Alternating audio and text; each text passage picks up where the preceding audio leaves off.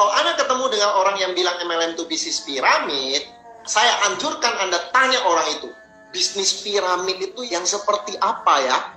Kenapa? Karena banyak sekali orang yang hanya ngomong bisnis piramid, dia sendiri nggak tahu apa itu bisnis piramid. Belum tentu dia bisa jawab. Nah, lalu Anda jelaskan seperti ini. Setahu saya, bisnis piramid itu bisnis yang ilegal di mana-mana, termasuk di Indonesia.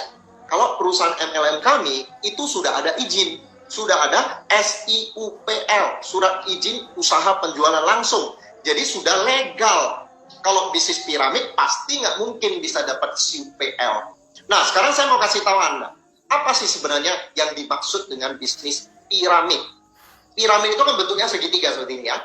Bisnis piramid itu adalah bisnis yang strukturnya seperti ini, lalu orang paling atas, orang yang lebih dulu join, yang untung, yang bawah itu jadi korban. Makanya Anda lihat gambarnya, yang atas-atas itu make most money, dapat uang banyak, yang bawah lose all money, uangnya habis semua. Inilah yang namanya struktur bisnis piramid. Sekali lagi ya, yang salah bukan segitiga ya. MLM juga segitiga, yang di atas makin berkembang makin bawah ya. Tetapi ada tambahan lagi, orang paling atas itu yang untung, orang bawah korban. Orang kalau join di belakang itu pasti jadi korban. Nah, itu namanya bisnis piramid. Nah, sebenarnya struktur organisasi di kantor-kantor di mana orang kerja juga sama seperti itu, betul nggak? Nah, jadi strukturnya juga segitiga. Dan orang paling atas gajinya pasti lebih tinggi. Seorang manajer nggak mungkin mengalahkan gaji CEO. Seorang supervisor nggak mungkin mengalahkan gaji manajer. Sebenarnya ini struktur piramid juga, betul nggak? Udah segitiga, yang atas yang paling untung. Nah, kenapa orang tidak komplain masalah ini?